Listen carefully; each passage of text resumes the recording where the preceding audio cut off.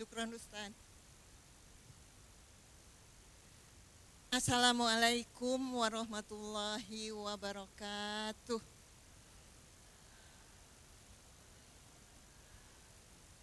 Bunda-bunda sekalian ini kalau nenek bilang hebat.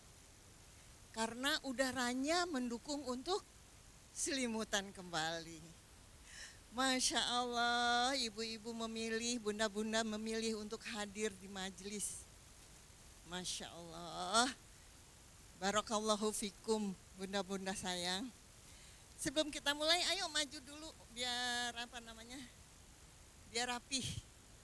Biar yang belakangan di belakang aja. Ayo yang maju aja. Ini ustazahnya baik kok nggak gigit. Ayo maju. Nah, gitu. Biar anget.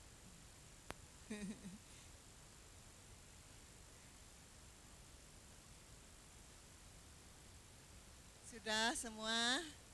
Yuk bunda maju bunda. Baik, kita mulai pengajian kita hari ini. Bismillahirrahmanirrahim. Wabihi nasta'inu ala umuri dunya wa din. Wassalatu wassalamu ala asrafil anbiya'i wal mursalin. Sayyidina wa maulana Muhammadin wa ala alihi wa sahbihi ajma'in. Allahumma arinal haqqa haqqa warzuqna tiba'a wa arinal batila batila warzuqna tinaba birahmatika ya arhamar rahimin. Rabbana atina min ladunka rahmatan wa hayyi lana min amrina rasada. Bunda-bunda, saya tidak bosan setiap bertemu, setiap kita bersua untuk mengajak bersyukur atas apa yang telah Allah karuniakan kepada kita semua. Termasuk hari ini yang sebetulnya enaknya ngarengkol di rumah. Bunda-bunda memilih untuk hadir di majelis. Luar biasa.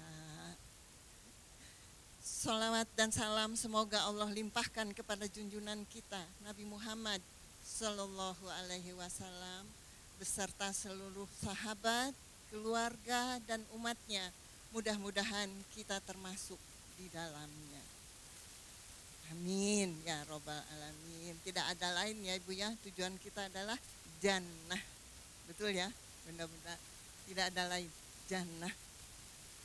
Baik, kita mulai saja pengajian kita hari ini karena ustazah juga sudah hadir.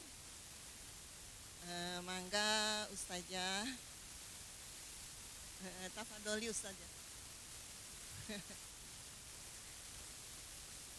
Kita hadirkan hati ya, karena biasanya kalau Ustazah Hamidah ini memberi tausiah itu biasanya agak berat.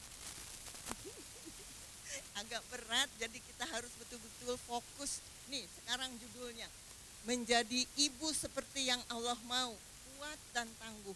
Sudah begitu belum kita?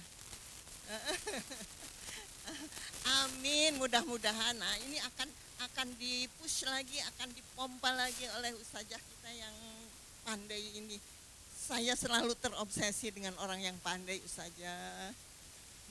Mangga.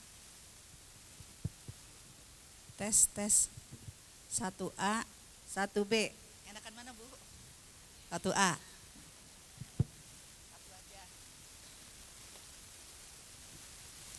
Bismillahirrahmanirrahim. Assalamualaikum warahmatullahi wabarakatuh. Alhamdulillah wassalatu ala rasulillah wala haula wala quwata illa billah amma ba'du. Asyhadu an la ilaha illallah wahdahu la syarikalah wa asyhadu anna Muhammadan abduhu wa rasuluhu la nabiyya ba'dah. Allahumma salli ala sayyidina Muhammad wa ala ali Muhammad fil alamina innaka Hamidum Majid. Alhamdulillah ibu-ibu sekalian, akhwat dan para muslimat yang dirahmati oleh Allah Subhanahu wa taala. Apa yang akan kita bahas hari ini semoga ya bersama dengan sedikit rintik-rintik gerimis membasahi bumi kita. Ini pun juga yang akan membuat adem hati kita. Karena kalau hati kita udah adem, hati kita udah tenang, bismillah, Allah akan lebih memberikan kepada kita hidayah dan cahaya yang akan selalu menerangi tidak hanya diri kita tapi juga menerangi orang-orang yang ada di sekitar kita. Karena kan slogan kita sebagai seorang ibu seperti itu. Bagai sang surya menyinari dunia, kan begitu. Ya, artinya bagaimana kita bisa menyinari dunia ini kalau kita sendiri tidak memiliki pelita, kita tidak memiliki cahaya. Yang dimaksud dengan ibu tidak hanya menjadi ibu kandung, tapi ya pada hakikatnya generasi ini menjadi baik atau tidak baik kan semua tergantung dari para ibu. Ya, ada kalanya ini adalah anak kandung kita atau ada kalanya mereka adalah anak-anak peradaban kita. Karena siapapun anak-anak kita pasti berteman dengan anak orang lain. Jangan sampai kita sudah merawat, menjaga anak kita dengan baik, tapi kita tidak peduli dengan anak-anak peradaban, anak-anak tetangga dalam sekejap mata. Ya, kebaikan yang sudah kita tanamkan kepada anak kita hancur hanya gara-gara anak orang lain.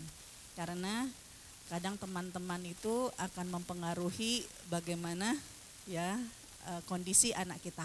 Lingkungan ini sangat mempengaruhi bagaimana anak-anak kita. Nah, bismillah, di kesempatan kali ini kita tidak mungkin ingin berubah dan kita tidak mungkin bisa berubah kalau kita tidak merasa ada yang harus dirubah. Seperti halnya kita, kalau kepingin merubah penampilan kita, sudah sempurna atau belum dandanan kita, yang kita perlukan apa, Bu? Cermin, ya kan? Ya, kalau kita udah ngelihat cermin, kita udah tahu, oh ini kurang mancung dikit, kan gitu kan? Ya, kita udah tahu, oh ternyata ya bedaknya kurang rata, kan gitu. Baru deh dengan cermin itu kita bisa memperbaiki bagaimana dandanan kita, polesan kita. Nah, pada kesempatan kali ini, ayo kita akan mencoba untuk mencari cermin. Yang cermin itu di sini ya, biar enggak kena. Jadi kita akan berusaha untuk mencari cermin yang nanti cermin itu akan memperbaiki dan akan menampilkan siapakah kita yang sesungguhnya. Ya, karena kalau ada yang kurang-kurang, bismillah kita akan memperbaikinya. Karena kita akan menjadi seorang ibu bukan maunya anak kita. Nah, kita menjadi seorang ibu bukan maunya suami kita. Kita menjadi seorang ibu karena maunya Allah. Kenapa? Karena anak-anak kita adalah hambanya Allah. Ya, Allah menitipkan seorang anak itu dalam rumah kita. Berarti Allah percaya kepada kita. Ya, didiklah anak-anak kamu bukan maunya kamu, tapi didiklah anak-anak kamu seperti maunya Allah. Nah, hal yang pertama, cermin yang ingin kita lihat dan memperlihatkan siapakah kita sesungguhnya, karena Allah itu begitu mulia, maha mulia. Namun luar biasa, satu tempat yang mulia Allah titipkan di bawah kaki kita, kan gitu ya. Al-jannatu tahta aqdamil ummahat, surga itu di bawah telapak kakinya ibu. Ya Allah, telapak kaki, Bu. Kan kita menganggap telapak kaki itu sesuatu yang nggak sopan kalau diperlihatkan kepada orang lain, ya kan? Ya, seringkali ketersinggungan di kendaraan umum, di tempat-tempat umum, ya karena ketika duduk di sebelahnya ini angkat kaki gini. Kan jujur kita sendiri kan kalau lagi duduk di sebelahnya ada yang angkat kaki memperlihatkan telapak kakinya ke kita, gimana, Bu? Ya risih, nggak nyaman. Ya Allah, nggak sopan banget. Nunjuk pakai kaki kan nggak sopan banget. Tapi Allah Subhanahu wa Ta'ala yang maha mulia menitipkan surga itu di bawah telapak kaki ibu. Kadang kita suka maksain anak, ya, suka mendoktrin anak, ya, dengan alasan nih surga di bawah kaki ibu, kan gitu. Kalau memang Allah yang mulia, surga yang mulia dititipkan oleh Allah kepada kita seorang wanita, ya ya kita pun tunjukkan kemuliaan kita. Kan, nah, kemuliaan kita bisa jadi dimulai dari apa? Dari lisan-lisan kita. Dari tulisan-tulisan kita. Karena kalimat itu ada yang terucap dengan lisan, ada yang tertulis dengan postingan, kan gitu. Ya, siapakah kita itu akan terlihat dengan bagaimana tutur kata kita, baik dalam lisan kita maupun dalam postingan kita. Jangan sampai sekali lagi postingan kita, kalimat kita, ucapan kita, ya Allah kotor semua. Kalau ucapannya itu kotor, postingannya itu kotor, menunjukkan hatinya sampah semua. Kan gitu. Kalau hatinya sampah, ya udah yang keluar mah kotoran. Orang gak ada yang nyaman, gak ada yang betah. Tapi kalau hatinya bersih, yang keluar adalah kalimat yang menyejukkan. Ya kayak lingkungan di Masjid Andalusia inilah, Komplek Tazkiyah ini, lingkungannya bersih, yang ada kan udara yang segar. Begitupun kalau hati kita bersih, akan menyegarkan dengan kalimat-kalimat kita, dengan postingan-postingan kita. Sudahkah kita, ya, menjadi seorang ibu, ya, menjadi seorang muslimah yang memang tutur kata kita tutur kata yang baik, bukan tutur kata naudzubillah min dzalik yang menyebabkan nasib buruk orang-orang yang ada di sekitar kita, nasib buruk nasib kita ataupun nasib buruk anak-anak kita. Sebenarnya evaluasi yang pertama ini adalah evaluasi yang sudah kita bahas dari pertemuan-pertemuan yang sering diingatkan oleh guru-guru kita. Nah, kenapa? Karena ya, orang yang gak bisa menjaga lisan, orang yang gak bisa menjaga postingan, berarti maaf, dia tidak hanya tidak beriman kepada Allah dan tidak beriman kepada hari akhirat, tapi juga dia lupa kalau ada malaikat yang selalu menjaga setiap kalimat yang terucap ataupun kalimat yang tertulis. Kan kalau hadis Nabi kita sudah sering dengar, man kana yu'minu billahi wal yaumil akhir, siapa yang beriman kepada Allah dan hari akhir, falyakul khairan, hendaklah dia berkata-kata yang baik. Kalau enggak bisa ngomong yang baik, diam. Kan gitu. Itu iman kepada Allah dan iman kepada hari akhirat. Hari ini kita tambahkan, karena enggak mungkin kita beriman kepada Allah dan beriman kepada hari akhirat kalau kita melupakan ada malaikat yang diminta oleh Allah berjaga di setiap lisan-lisan kita, di setiap postingan-postingan kita. Itu disaksikan. Ada berapa malaikat? Ada 6 malaikat. Kanan, kiri, atas, bawah, depan, belakang. Malaikat ini gak pernah konfirmasi kita itu lagi doa atau lagi bercanda. Gak pernah konfirmasi kita itu lagi doa atau lagi ngutuk. Ya, karena malaikat ini tidak punya akal pikiran. Sehingga malaikat tidak pernah negosiasi, gak pernah mikir. Dia sudah disetel sama Allah kayak begitu. Apa yang dilakukan oleh malaikat tergantung tugas mereka. Dalam surat Qaf ayat ke-17 dan 18, malaikat yang ada di kanan, yang ada di kiri. Siapa nama malaikatnya? Raqibun atid. Tugasnya apa?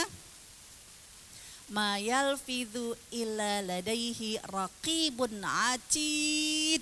Tidaklah satu kalimat yang terucap atau kalimat yang tertulis kecuali akan dicatat, didokumentasikan oleh malaikat raqib dan atid. Ibunya sih ya kalau ketemu sama anaknya yang nggak bisa lepas dari gadget, apa komentar ibu? Kan bisa jadi, ya Allah main game melulu, ya nanti kamu nggak fokus lo belajar. Main game melulu, nanti kamu gimana bisa sukses? Padahal ya maksudnya ibu nggak ngedoain, iya kan? Judulnya pengen nasehatin, tapi dia lupa menasehatkan jangan dengan kata 10 tahun kemudian, 20 tahun kemudian, kok anaknya nggak sukses-sukses, anaknya nggak lulus-lulus, ya disebabkan karena ya, lisan ibunya. Malaikat Raqib dan Atid telah mencatat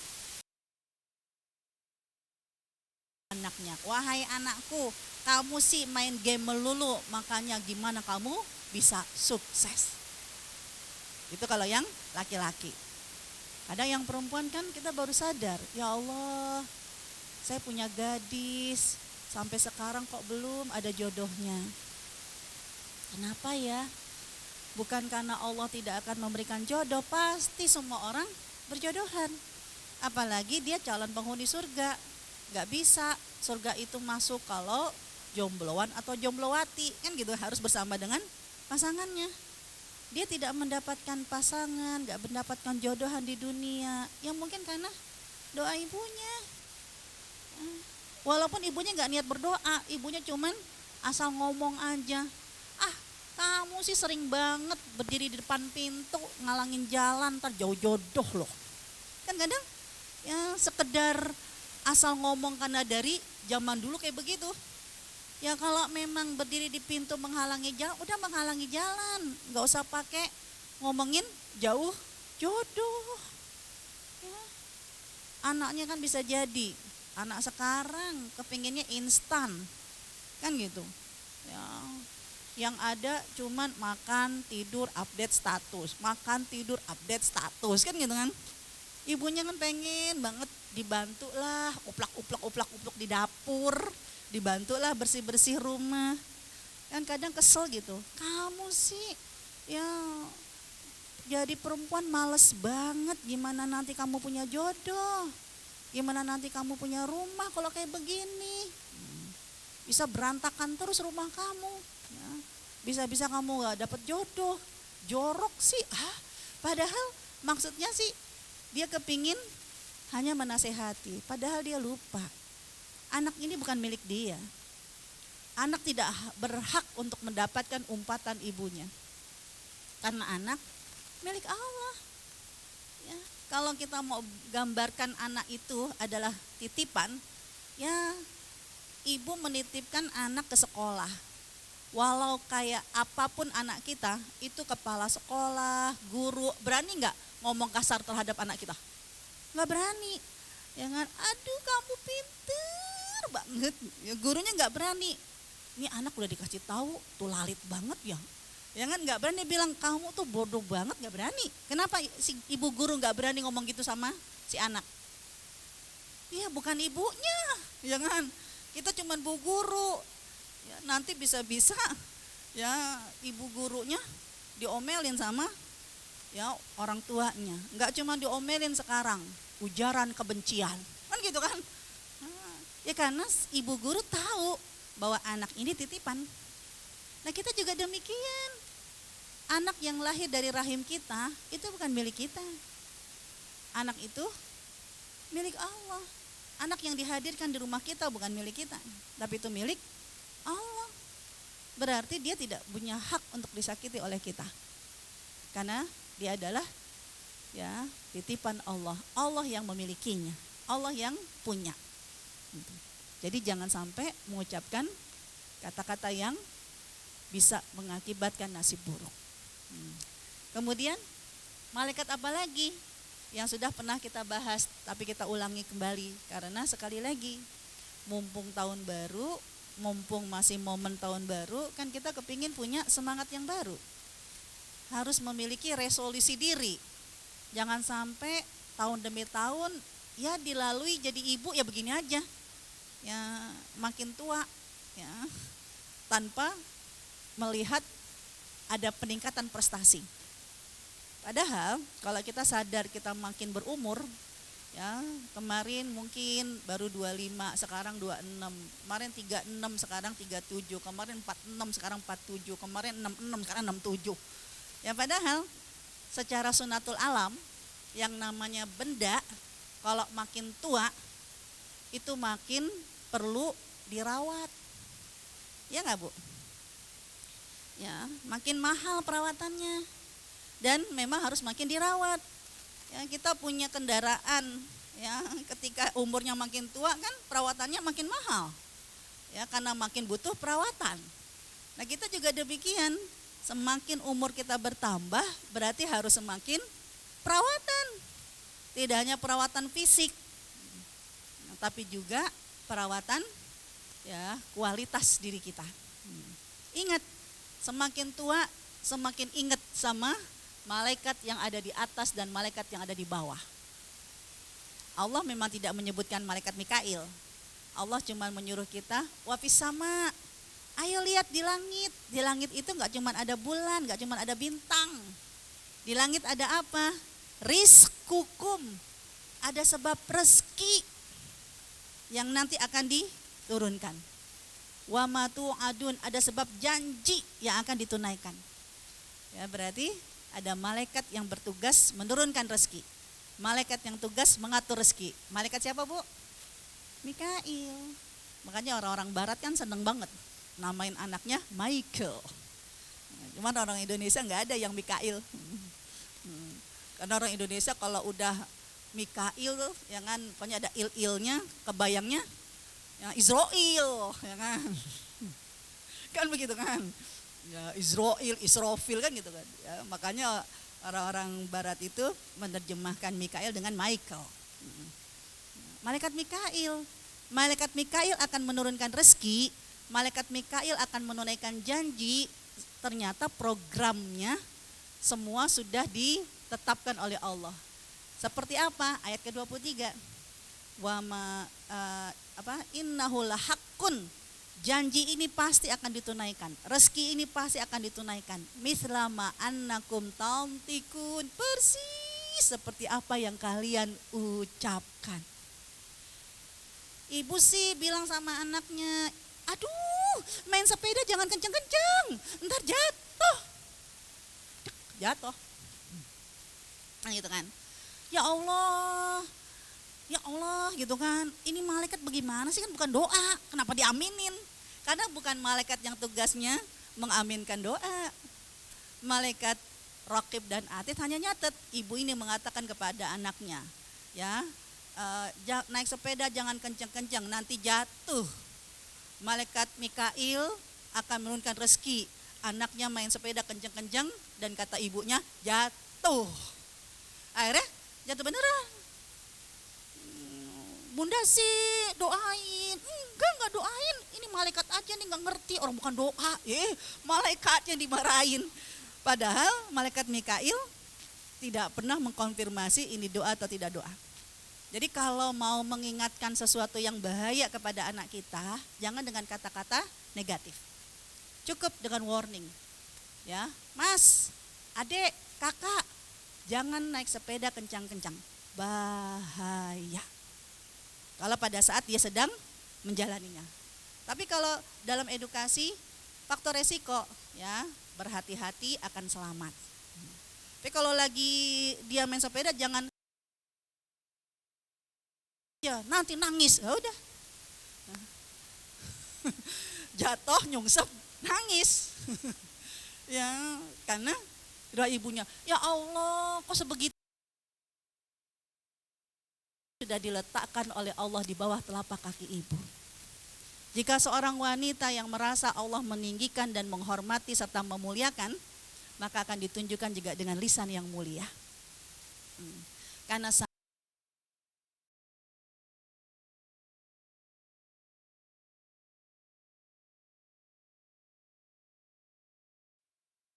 beriman, pasti dia tahu ada malaikat. Kan begitu. Walaupun dia tidak melihat, tapi dia sudah punya iman kalau ada malaikat. Itu baru yang kanan, kiri, atas dan Nih, surat 13 ayat 11. Dulu orang tua kita sering banget mengingatkan. Jangan sembarangan ngomong, ntar malaikat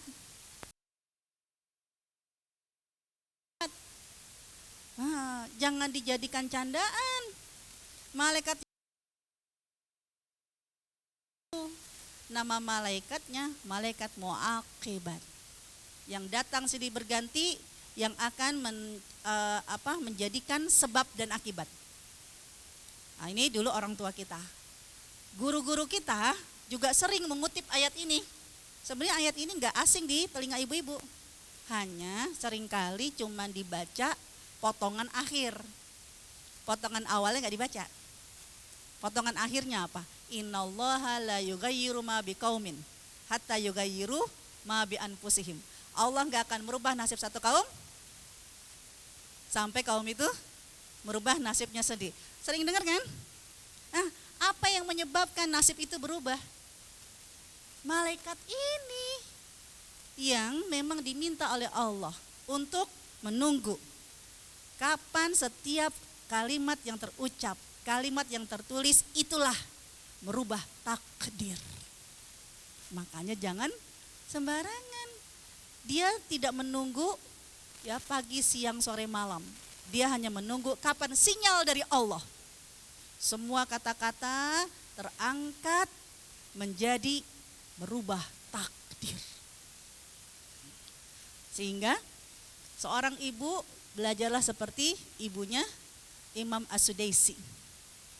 Seorang ibu yang hanya bekerja ya cleaning service di Masjidil Haram. Tapi kenapa anaknya bisa menjadi seorang imam? Ya, padahal yang namanya anak kan bisa jadi suka ngegelitik hati ibunya. Udah capek-capek ibunya ngegulung, dibuka lagi sama anaknya. Kan gitu. Udah capek-capek ibunya susun, dianjurin lagi sama anaknya. Kan kadang kita, ya Allah, kan mama capek, mama kan gitu kan? Jangan. Tapi apa yang diucapkan oleh ibunya Imam As-Sudaisi, marahnya dia kepada anaknya ya dijadikan merubah nasibnya menjadi nasib yang baik. Kelak aku doakan kamu akan menjadi imam di masjid ini. Nah, ternyata terwujud. Ya karena sekali lagi malaikat muaqibat tidak pernah ya mengkonfirmasi. Malaikat muaqibat yang datang hari ini tidak pernah datang di hari esok. Dia akan datang silih berganti, hanya menunggu sinyal.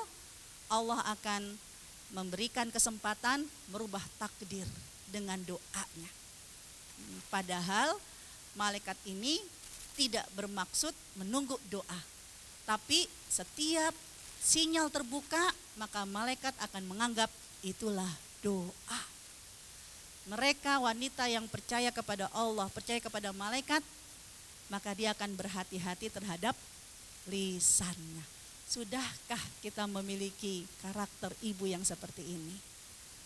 Ya, itu kan yang dulu. Ya, itu lembaran kita yang sebelumnya. Mulai hari ini, ya Allah, ya iman kita kepada Allah, iman kita kepada malaikat akan semakin ya kita kuatkan. Kenapa? Karena tahun baru kita pun akan menjadi roh yang baru, ibu yang baru, lisan yang baru. Ya, dan malaikat ini, karena seringkali ada yang nanya, Ustazah kalau dalam hati gimana? Ya kan namanya kita kan ya Allah nggak seperti film-film wanita yang seperti mutiara, nggak ada marahnya. Ya Allah itu kan di film. Ya kan kita bisa jadi kan ada keselnya. Ya udah akhirnya kita cuman ngedumel dalam hati. Kira-kira dicatat enggak? Kira-kira diaminkan enggak? Kira-kira dijadikan merubah takdir enggak? Ya, malaikat tidak pernah kepo dengan apa yang ada di hati. Tidak pernah tahu apa yang tersembunyi. Ya, ketika kita hanya berdumel di dalam hati, aman. 6 malaikat ini enggak pernah tahu. Ya, tapi Allah Maha tahu. Allah sedang menunggu kamu lagi belajar. Kan alhamdulillah kita udah sukses nggak ngomong. Cuman kita lagi belajar menata hati, kan gitu. Ya kan ada kala gitu belajar. Yang mulai dari nggak bisa ngomong, ya nggak bisa menahan dengan lisan kita, belajarlah untuk menahan ya dengan berbicara dengan hati kita. Karena jujur, kalau dengan hati ada kalanya ya kita akhirnya ingin mengungkapkannya ya di saat-saat ya kita lagi sesek, bawalah dengan berdoa kepada Allah. Nah, curhatlah kepada Allah. Nah, ini cermin yang pertama. Cermin yang kedua, wahai ibu, ya anak itu akan menjadi karakter seperti apa tergantung pola asuh di rumah. Ya kira-kira sudah seperti apakah rumah yang kita siapkan untuk ya berlabuhnya anak-anak kita, menjadi tempat ya belajarnya anak-anak kita. Ya, saya sekedar menggambarkan ada beberapa potret yang bisa kita lihat ya seperti apa potret rumah tangga yang ada di sekitar kita. Karena nanti lingkungan yang seperti apa itu akan nanti lahir anak yang seperti ya lingkungan yang diciptakan oleh orang tuanya. Pertama, saya ibaratkan ada potret rumah tangga seperti kuburan. Kalau kuburan gimana Bu suasananya? Sepi, tapi ada mayat-mayatnya enggak? Itu mah lapangan kali kalau nggak ada mayat. Kalau kuburan kan pasti ada mayatnya, ya kan? Ya kain kafannya, ada tulang-tulangnya. Jadi yang namanya kuburan pasti ada jenazahnya. Rame, tapi kenapa kok sepi? Kenapa Bu? Padahal rame itu jenazah di komplek kuburan. Tapi kenapa sepi? Ya karena udah jadi mayat. Ya, tidak ada komunikasi, dingin. Gak ada komunikasi, egois.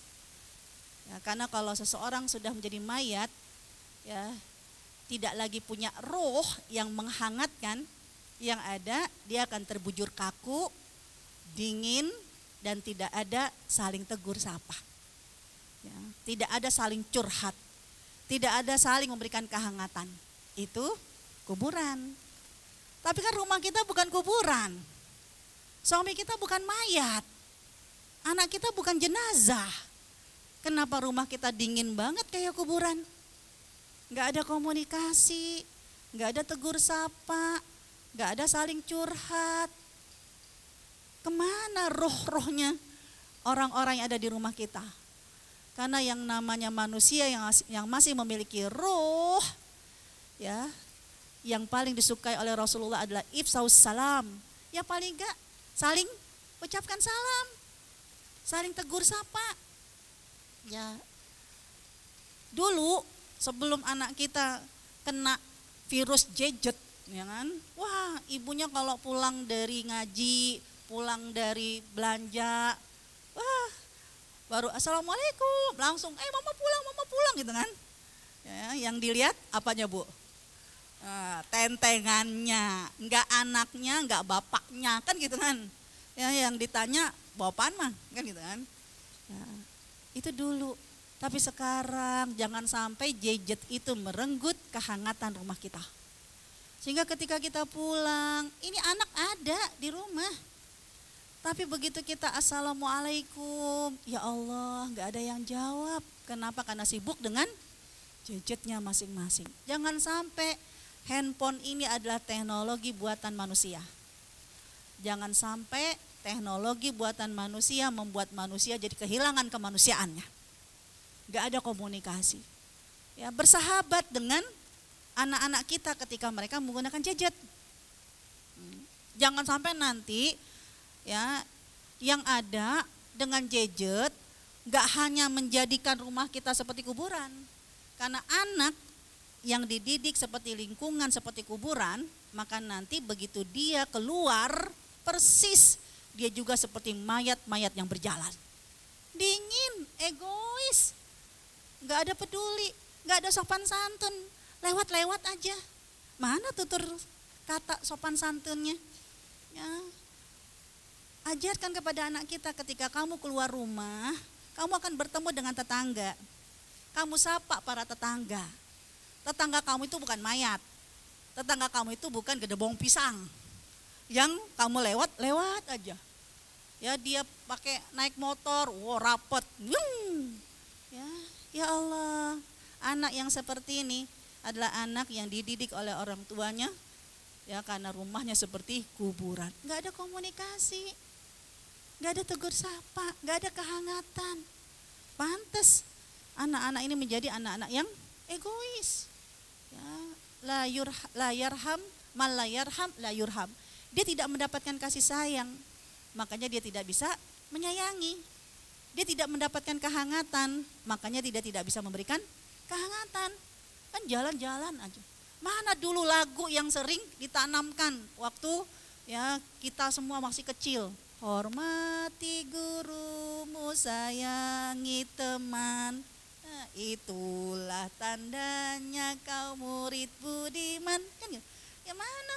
Menghormati guru, yang ya ketemu guru juga cuek aja. Ya, ketemu teman juga acuh-acuh aja. Ya. Dan berikan edukasi, kesepakatan dengan anak kita ketika mereka megang gadget. Apalagi kalau pakai headset. Ya kan? Saya nggak larang anak-anak saya pakai headset. Tapi ya saya buat peraturan. Kalau ya lagi sekolah atau lagi kuliah, ya kan, lagi fokus, nggak apa-apa pakai headset. Karena bisa jadi suara kita mengganggu konsentrasi mereka. Padahal kita lagi menghibur diri. Yang namanya nyuci kan nggak enak kalau diem. Yang ada kan kita nyanyi, kan gitu kan. Ya kan, lagi masak kan nggak enak. Ya, kita kan pengen kan sambil salawatan. Ya, karena kita merasa semakin nikmat kita mengerjakan ya pekerjaan rumah kita. Tapi anak kita kasihan, ya kan, dia terganggu dengan suara ibunya. Kan bisa jadi kata anaknya, itu siapa yang lagi ngamen? Ya, kata teman-teman, itu ada ibu-ibu yang lagi ngamen. Kan gitu. Silahkan kalau kamu lagi belajar fokus pakai headset.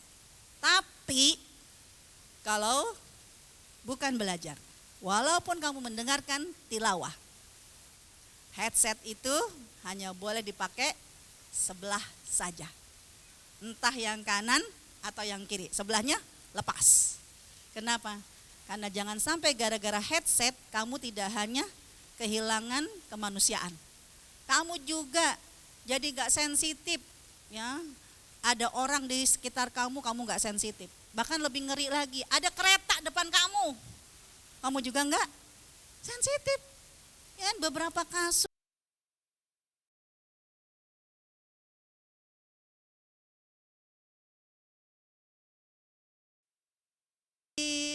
ya di bus sambil dengerin, dia nggak fokus. Ya kalau apa, ada di sebelahnya yang manggil-manggil untuk duduk, ada sebelahnya yang ngasih tahu ada copet, karena dia sibuk dengan headsetnya masing-masing. Nah, anak yang seperti ini sekali lagi anak yang karena terbiasa orang tuanya dingin, ibunya biasa acuh tak acuh, ya biasa cuek sama bapaknya, perang dingin melulu. Padahal apa, rumah kita bukan mayat. Suami kita masih punya nyawa. Anak-anak kita masih punya roh. Jangan diperlakukan seperti mayat. Ada lagi nih, rumah yang pola asuhnya seperti arena tinju. Yang namanya arena tinju berarti kan ada dua orang yang berada di sisi yang berbeda. Kepengen ketemu enggak?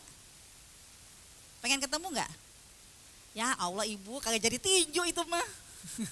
Kan kalau arena tinju ya harus ketemu, nungguin udah siap-siap kan. Kapan ronde pertama, teng, baru ketemu. Kan itu arena tinju. Nah kalau nggak dipertemukan ya nggak jadi tinju. Ya, cuman pencitraan doang. Ya, kan harus ketemu. Nah kalau arena tinju memang dua orang yang berjauhan sengaja bertemu, tapi kalau bertemu baku hantam. itulah arena tinju. Rumah kita bukan arena tinju.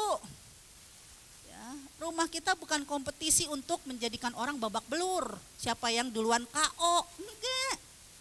Ini rumah kita. Jangan dijadikan arena tinju. Karena anak yang lahir dari keluarga yang biasa seperti arena tinju, pantas anak itu jadi pendendam. Anak itu jadi preman. Habis di rumah bisa kayak gitu. Jauh kangen. Ya kan? Ya, yang satu sekolah, yang satu kuliah, yang satu kerja, yang satu pengacara. Model kita, pengacara. Pengangguran, banyak acara kan gitu kan. Ya. Kan nungguin go. Kapan bel berbunyi pulang langsung go. Ya jangan sampai begitu jauh kangen, kepingin ketemu. Tapi begitu ketemu, wah masalah kecil dibesar-besarkan. Masalah besar gak cuman piring melayang.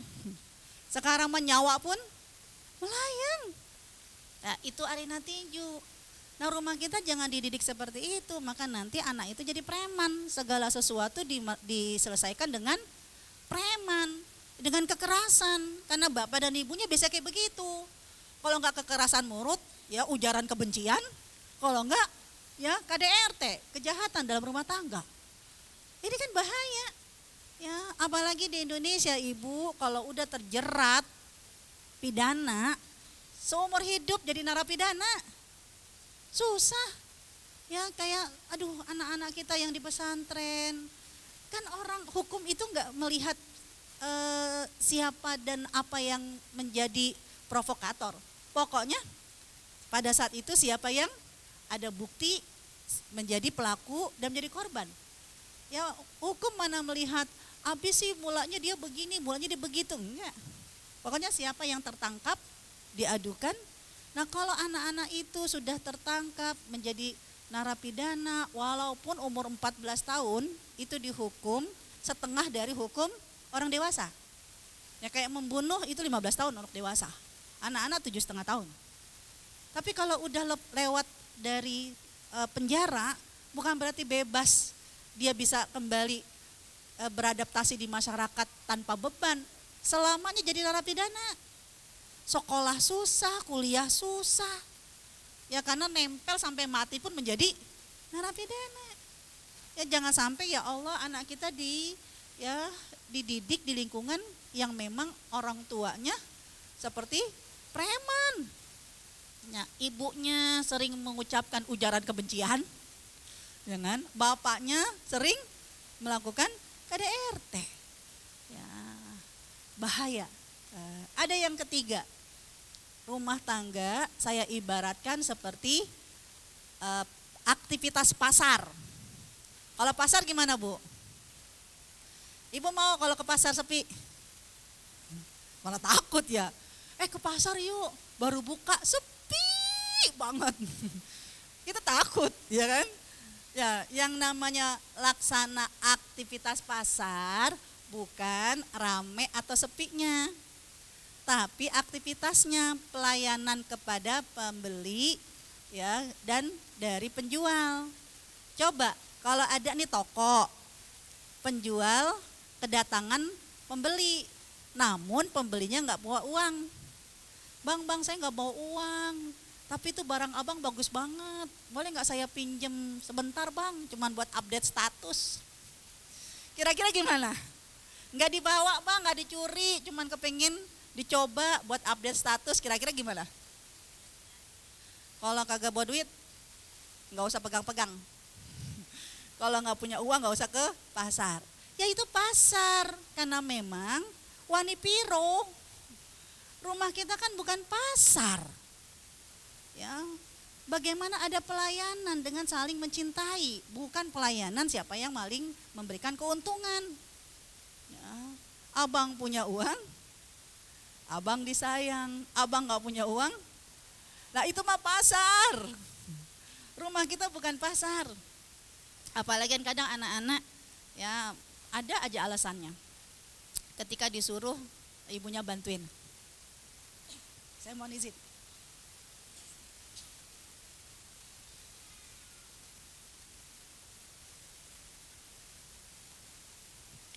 sekian purnama nggak haid, baru haid.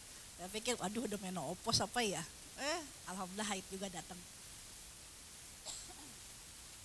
Jadi kadang kan anak kita itu punya banyak alasan, kayak di rumah. Saya bilang sama anak saya yang paling besar laki-laki, udah semester 8. Yang bilang, "Mas, bantuin lah Umi. Sekarang kan saya nggak punya asisten rumah tangga lagi. Jadi tolong bantuin ya, kalau kamu libur ya nyapu lah, nanti adik yang ngepel atau kamu nyuci lah ya, nanti ya tinggal nyerika." Apa komentar anak saya? "Mi, kalau anak disuruh kayak begitu, apa bedanya anak sama pembantu?"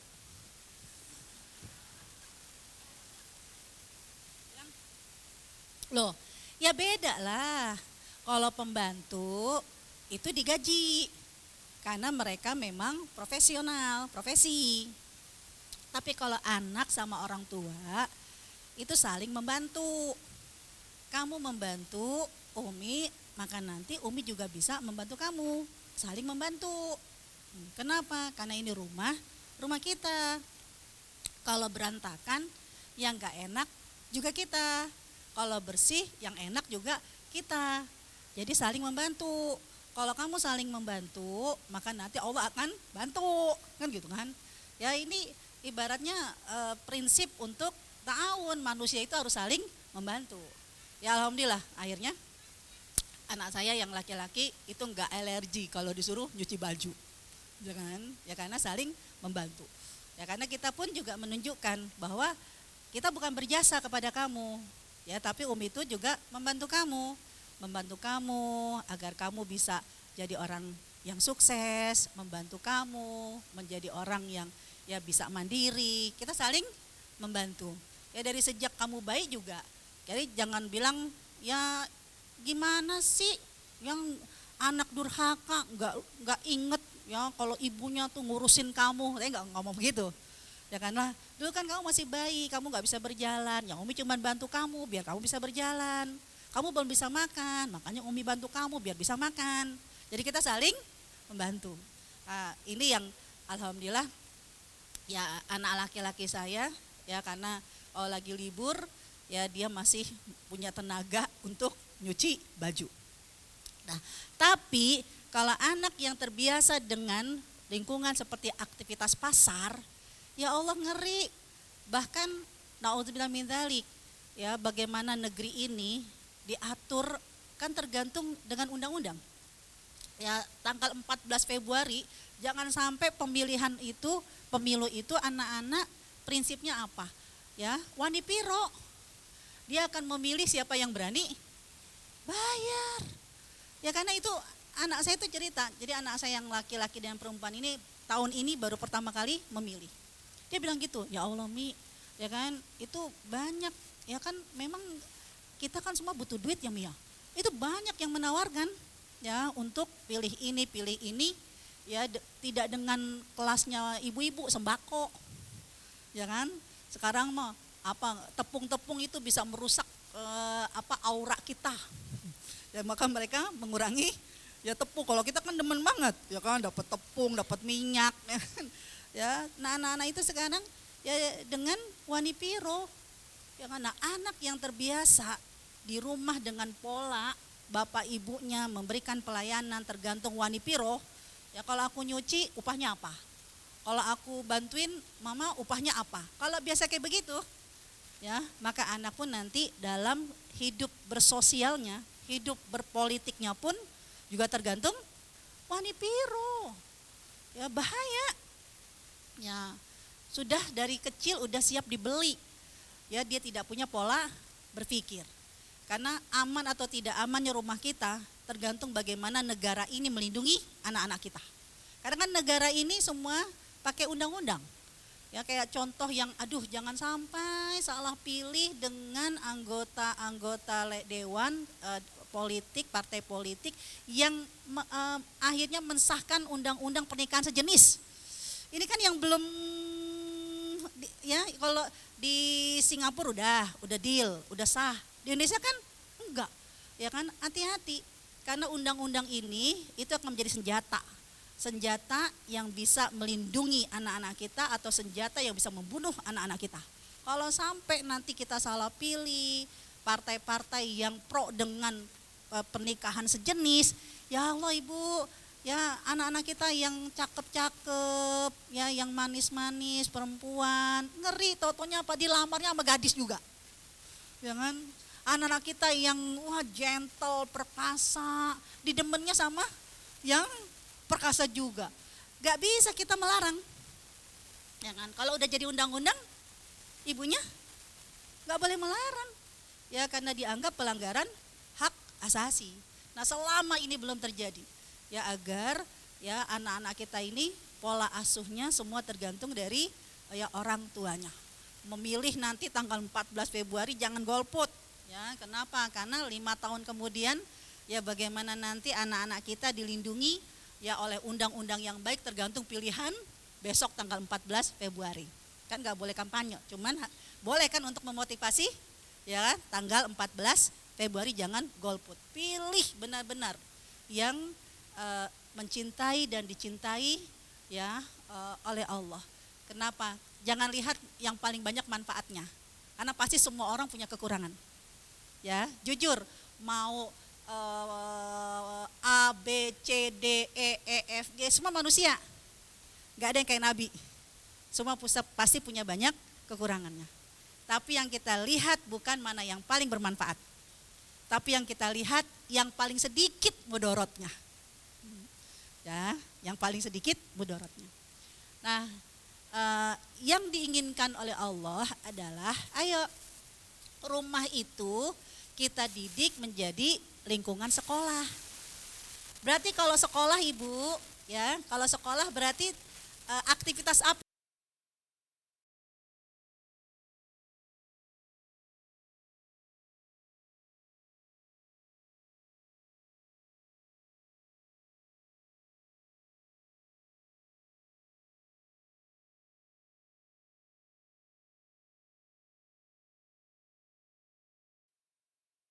Ya, memaafkan. Kan gitu, ya belajar. Jadi jangan pernah dianggap suami dan anak kita itu adalah memancing emosi kita sehingga membuat kita jadi ya mantan sabar, mantan pemaaf. Udah liatin aja ya bahwa anak kita adalah guru kita. Suami kita adalah guru kita. Kenapa? Karena kita lagi sekolah. Ya, lagi belajar. Tergantung mata pelajaran apa.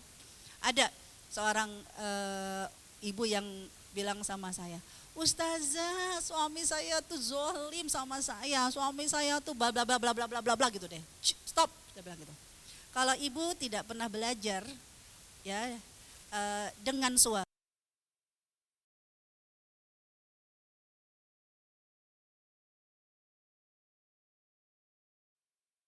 bab ketika kita komplain kepada Allah dengan suami kita, anggaplah ini mata pelajaran bersyukur.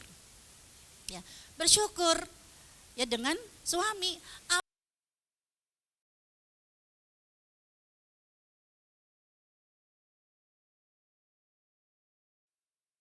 Baratnya ya ada yang kayak begitu kan, udahlah numpang makan tapi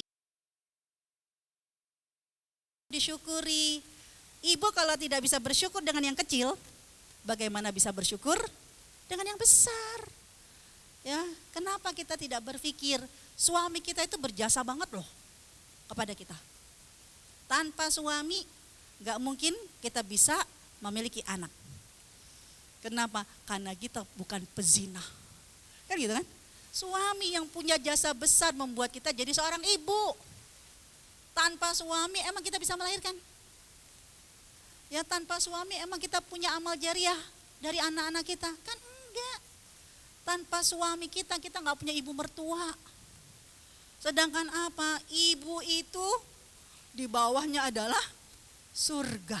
Kan gitu kan? Berarti apa? Gara-gara suami kita punya 2 pintu surga. Ibuku dan ibunya. Kalau kita tidak bisa belajar bersyukur dari yang kecil, bagaimana kita bisa bersyukur ya dari yang lebih besar? Cari Ya, karena mata pelajarannya adalah bersyukur, kan gitu. Nah, sekarang lanjut. Ya. Sebab itulah ya, karena kita menginginkan ya bahwa anak itu adalah amanah. Berarti bismillah, kita akan jadikan rumah kita adalah rumah sebagai ibadah yang paling panjang dalam kehidupan kita. Contoh misalnya sholat. Sholat dimulai dari apa, Bu? Takbir. Diakhiri dengan apa? Salam. Kalau sebelum salam, lagi tahiyat akhir, ibu buang angin. Batal nggak sholatnya? Batal. Batal nggak wudhunya? Batal. Berarti wudhunya harus diulang. Terus sholatnya, apakah ngulang dari awal atau boleh langsung di rakaat terakhir pada saat tasyahud? Dari awal. Nah, kita udah tahu kan kalau namanya ibadah ada awalnya, ada akhirnya. Karena rumah tangga adalah ibadah yang paling panjang, jangan sampai dibatalin. Rumah tangga dimulai dari apa? Sah, ijab, qabul. Sampai kapan? Jangan, ya. Sampai kita masuk ke dalam surga. Karena surga tidak akan dimasuki para jombloan dan jomblowati. Ya, surga akan terbuka ketika Allah berfirman, udkhulul jannata antum wa azwajukum. Masuklah kalian ke surga bersama dengan suami kalian, pasangan kalian. Nanti ada yang ketemu dengan suaminya CLBK. Apa CLBK, Bu? Cinta lama belum kelar. Ya, emang belum kelar. Kenapa di dunia ada yang mati duluan? Ya kan, belum kelar. Tapi begitu di akhirat dia akan bertemu kembali. Ya, cinta lama belum kelar, cinta lama bertemu kembali. Artinya mereka yang menikah menjadikan ibadah yang paling panjang. Suamiku yang di dunia, suamiku yang nanti di surga. Enggak pakai lama nanti nyari jodohnya. Ya, dibanding yang cuman bertahan hanya di dunia aja. Ya, seperti Nabi Nuh, Nabi Lut, ya istrinya, ya Fir'aun, dia menjadi suami istri ya hanya di dunia. Tapi kalau istrinya Fir'aun enak, gak pakai lama juga ketemu jodohnya, karena udah langsung nanti ketemu jodoh sama Rasulullah SAW. Nah, kalau kita yang ibaratnya hanya bertahan, udahlah. Kan katanya ustazah nanti di akhirat itu kita bisa dapat jodoh baru. Masa?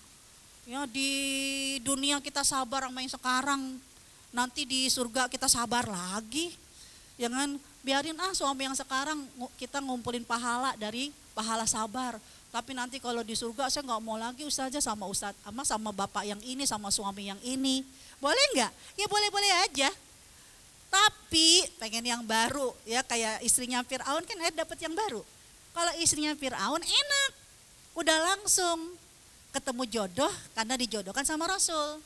Nah, kalau kita nanti begitu di padang mahsyar, kalau nggak mau sama suami yang kita bikin kita begitu sabar dengan dia sekarang, ya kita kepingin nyari yang baru, ya jodohnya pakai lama. Kenapa? Ya karena nanti kita mau sama siapa? Mau sama Nabi Yusuf, ya kan? Boleh aja. Masalahnya Nabi Yusuf mau nggak sama kita? Kan begitu. Nah, kalau sudah punya suami apa adanya hari ini, syukuri. Kenapa? Agar nggak pakai lama. Ya, nggak pakai nyari jodoh. Nah, kalau yang belum punya jodoh di dunia, keburu meninggal, ya. Maka nanti bisa jadi asalkan dia sudah memantaskan diri masuk ke dalam surga, maka di padang mahsyar ketemu jodohnya dengan cara apa? Cinlok, cinta lokasi. Di padang mahsyar ini kita bertemu karena nanti ada proses ta'arufan. Ya, dan itu disiapkan sama Allah. Ada 7 golongan yang nanti Allah siapkan untuk ta'arufan. Yang pertama kan imam yang adil. Ya, sab'atu, ya ada 7 orang yang nanti akan mendapatkan naungan Allah di padang mahsyar. Ya, imam yang adil, bisa jadi masih ada yang jomblo. Ya, mereka yang bersedekah dengan tangan kanan, tangan kirinya enggak tahu. Mereka yang menghabiskan masa mudanya untuk beribadah. Mereka yang hatinya terpaut sama masjid. mereka yang menangis karena takut kepada Allah, mereka yang di depan mata mau berzina gak jadi, cuman bilang inni akhafullah, saya takut sama Allah. Nah yang ketujuh kan, mereka yang bertemu dan berpisah karena Allah. Nah 7 golongan ini sangat memungkinkan banyak yang jombloan atau jomblowati. Karena dikumpulin dari sejak apa? Dari sejak keturunan Nabi Adam. Nah, itu ketemu tuh kayak ya Habil udah nikah belum? Habil belum, berarti dia jombloan. Gak mungkin dia masuk ke dalam surga sendirian. Nanti ketemu sama siapa? Di 7 golongan ini. Ya asalkan ya kita ibaratnya mempersiapkan dengan baik, ya ketemu jodohnya. Cuman jujur, pakai lama. Ya, pakai lama nyari. Kita suka sama dia nggak suka sama kita, ya kan? Kita udah nyari-nyari dia, ternyata dia udah diambil sama orang, ya kan? Tapi kalau yang sudah punya suami sekarang, nggak pakai lama mau masuk surganya. Kenapa? Karena langsung yang beb, gitu kan? Langsung masuk surga, kan gitu. Ya, jadi syukuri. Ya, karena kalau kita sudah punya suami model apapun suami kita, maka nanti masuk surga kita nggak pakai lama. Makanya Pak inget di mukanya bininya Pak, nggak pakai lama nanti nggak pakai keliru. Nah ini ya lanjut. Berarti kalau memang kita mempersiapkan rumah adalah tempat ibadah, ayo ya. Sudahkah kita menjadikan suami dan anak-anak kita adalah amanah? Ini titipan. Suami juga tidak punya hak untuk menyakiti istri. Seperti halnya istri tidak punya hak untuk menyakiti suami. Kenapa? Karena suami istri bukan miliknya. Tapi suami adalah milik Allah. Istri juga milik Allah. Yang Allah titipkan kepada kita. Istri juga dititipkan oleh Allah kepada suami untuk dijaga baik-baik. Orang yang menganggap ini amanah, dia gak akan berani nyakitin. Kenapa? Karena takut yang ngasih amanah, yang nitipin amanah marah. Ya ridho Allah di atas ridho suami. Ya kenapa? Bukan karena enak banget ya. Ya suami akan menjadi ridhonya kita tergantung apa akan menjadi ridhonya Allah. Ya karena ya Allah itu yang menitipkan kita kepada suami, yang menitipkan suami kepada kita. Kalau kita hanya menginginkan melakukan kebaikan agar dipuji sama suami, kita sering kecewa. Ya Allah udah jandan cakep-cakep, ya nggak masih dibilang, ya Allah, ya kamu sekarang jadi tebal. Tahu nggak Bu tebal? Dulu mah atipis, sekarang jadi tebal. Padahal Pak yang namanya perempuan jangan pernah disinggung soal umur sama berat badan, ya kan? Orang lain, ya kan, bilang kita gendut kita nggak sakit hati, karena kita nyadar di rumah udah dibeliin timbangan. Tapi kalau suami yang bilang, ya Allah, ya kan, jangan sempit banget ini tempat duduk, gede banget sih, ya Allah gitu kan. Udah, ya memang tidak ada hak masing-masing untuk saling menyakiti. Karena ini adalah amanah. Nah yang berikutnya. Ya kalau memang amanah, sekali lagi ini ada kaitannya dengan menjadikan rumah kita seperti sekolah.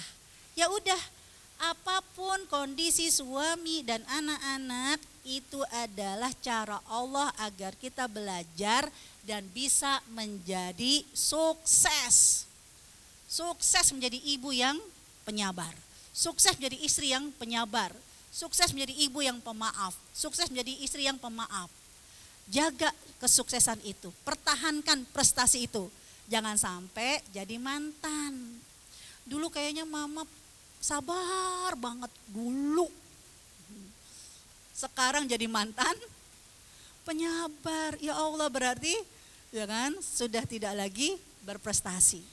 Ya, jadi terus maafkan sampai kita jadi pemaaf.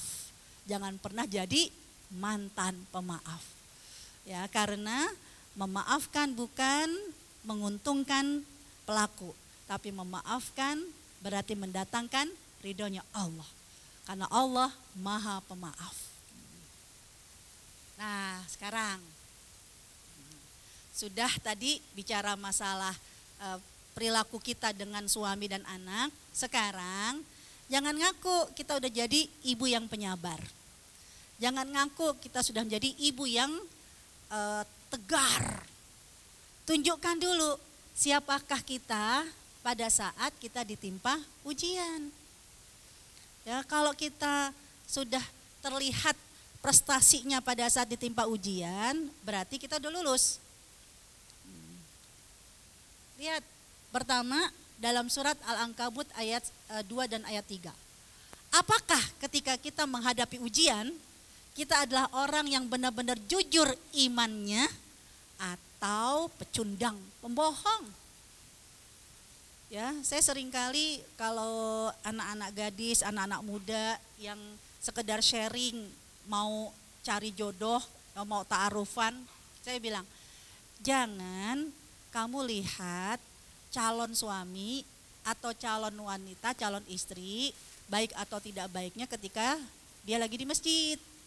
Karena kalau lagi di masjid, dia mah soleh, dia mah baik. Ikutin setelah dia keluar dari masjid. Ya kan? Pada saat dia di pasar sebagai penjual atau pembeli, bagaimana akhlaknya? Ketika dia di kelas, ketika dia di tempat kerja, bagaimana akhlaknya? Ya karena Ibunda Khadijah itu sampai mengirim Maisaroh untuk ngikutin Rasul, untuk memastikan kalau ini laki-laki yang baik. Ya, ketemunya di mana? Di masjid, ustazah. Tapi kok dia begini? Diikutin gak keluar dari masjid? Ya kalau ngelihat di masjid mah semuanya baik-baik. Padahal dia hafiz Quran. Kamu jangan lihat baik atau tidak baiknya ketika dia lagi baca Al-Quran. Kalau lagi baca Al-Quran mah aduh semuanya mah orang baik. Setelah dia shadaqallahul azim, ikutin gimana tutur katanya. Pada saat dia lagi marah, pada saat dia lagi seneng, pada saat lagi bercanda, itu yang namanya ta'arufan. Ya, jangan cuman ya ketemunya ya sekedar di pengajian. Ya insya Allah dia rajin ngaji, ikutin setelah ngaji. Ya, nah begitu pun Allah menyuruh kita, kalau kamu sudah ngaku sebagai ibu yang baik, ayo sudahkah ketika kamu menghadapi ujian, kamu orang yang benar-benar jujur imannya. Karena Allah yang berfirman, A'udzubillahi minasyaitonirrajim. Ahasiban nasu ayyutraku. Emangnya dibiarkan oleh Allah kamu udah bilang beriman? Kamu kepingin masuk ke dalam surga sebelum diuji dulu oleh Allah. Karena dengan ujian itu, musibah itu, cobaan itu, karena Allah cuma kepingin tahu siapa di antara mereka yang ya sodaku benar-benar beriman. Atau kadzibin, bohong, omdo. Ya, rajin sih ngaji, rajin sih tilawah. Jangan lihat pada saat dia tilawah, lihat pada saat dia diuji. Ya Allah, kurang apa sih saya ya Allah. Baru kemarin suami sakit, sembuh, anak sakit, cucu sakit. Ya Allah belum sempat belonjor ya Allah, udah sakit lagi. Kenapa ya Allah? Apakah kita orang seperti itu? Orang yang jujur imannya adalah mereka yang jujur imannya dalam kondisi diuji oleh Allah tetap positive thinking. Gak marah-marah, gak protes. Ya Allah katanya sedekah itu menggugurkan dosa. Katanya sedekah itu menolak bala. Ya Allah apa karena sedekahku gak diterima? Iya. Kenapa kok ujiannya gak pernah berhenti ya Allah? Ngomong sih ya Allah. Tapi lahir dari hati yang negative thinking. Tapi kalau kita positive thinking seperti yang didokumentasikan dalam surat Al-Baqarah. Ya, ketika diuji, wajar mereka bertanya, mata nasrullah, kapan pertolongan Allah itu datang? Tapi langsung hatinya menjadi tenang, hatinya menjadi yakin, positive thinking kalau inna nasrullahi qarib, pertolongan Allah itu pasti dekat. Dan kalau kita lihat sekarang, potret surat Al-Baqarah ayat 214 itu adalah saudara-saudara kita di Palestina. Hancur, cur. Gak cuman ibu, bapak, anak ditanya bagaimana kalian menjalani hidup kalian yang gak ada ya listrik, gak ada makanan. Mereka nggak marah-marah, ya kan? 75 tahun mereka dalam kondisi seperti itu nggak pernah marah-marah. Mereka cuma bilang apa? Lana rabbuna Allah. Kami punya Allah. Huwa ar-razaq, dia pemberi rezeki. Huwa al-fattah, dia pembuka rezeki. Tenang. Nah kita juga begitu. Ya positive thinking dulu kepada Allah. Bahwa ujian ini ya agar kita semakin dekat sama Allah.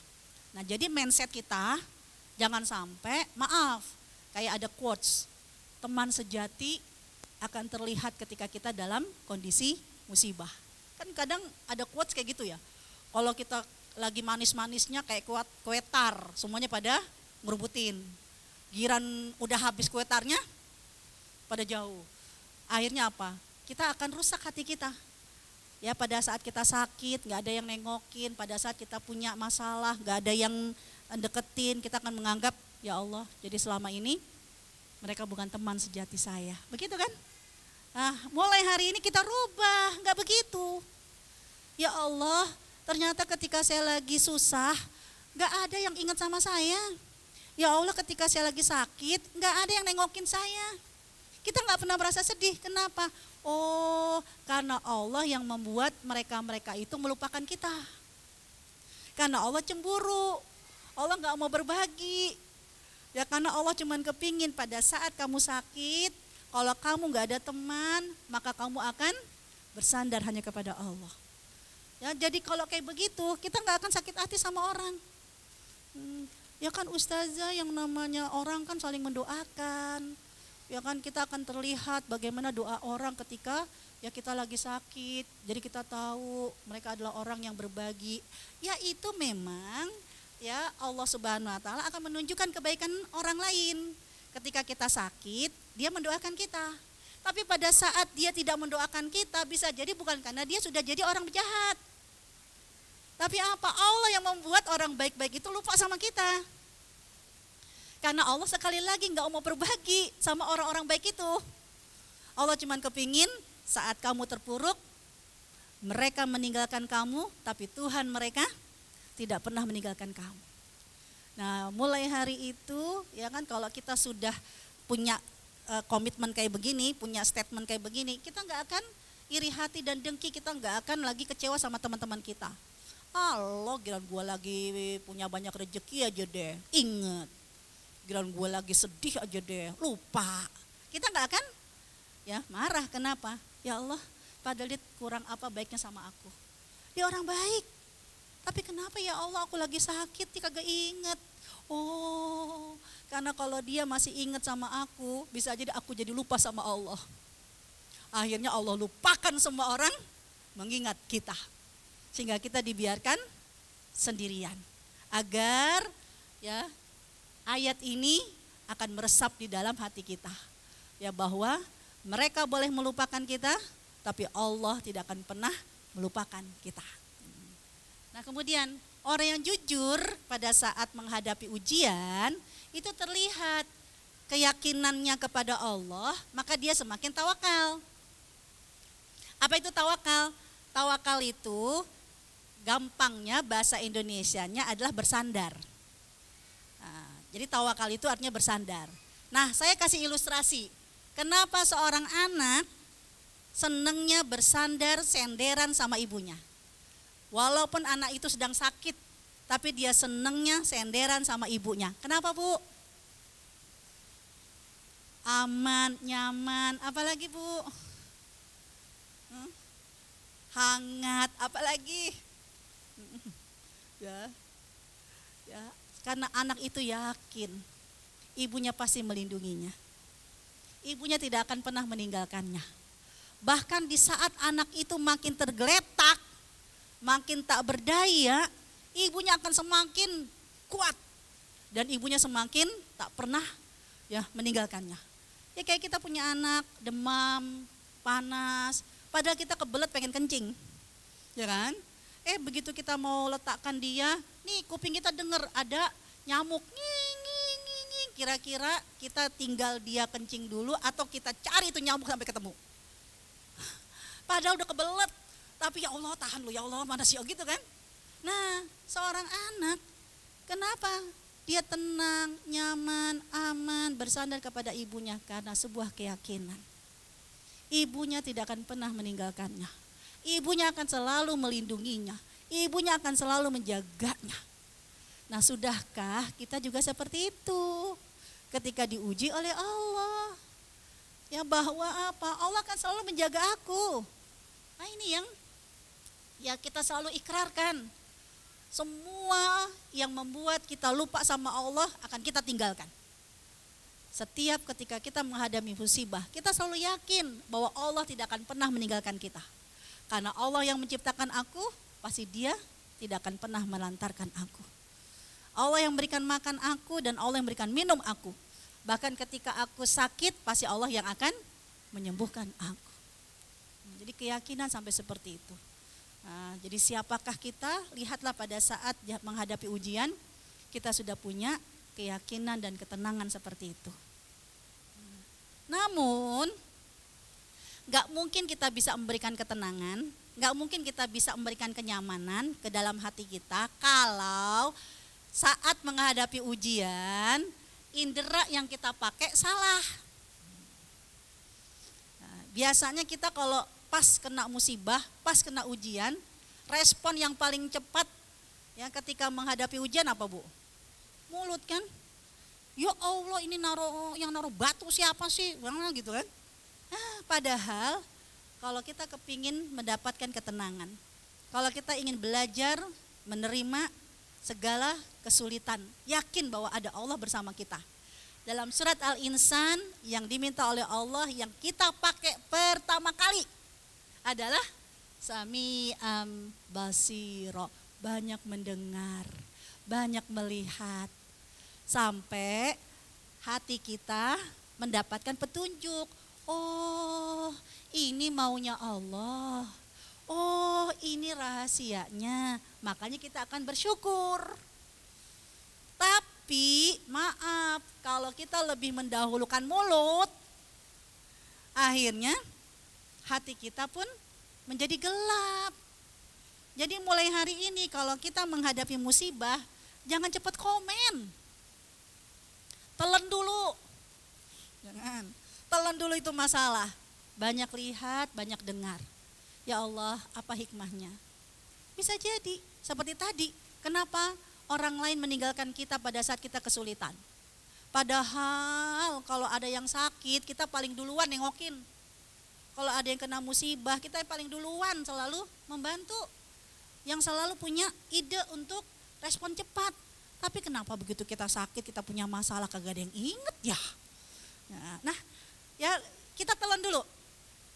Oh, ternyata ini maunya Allah. Allah ingin menjaga keikhlasan kita.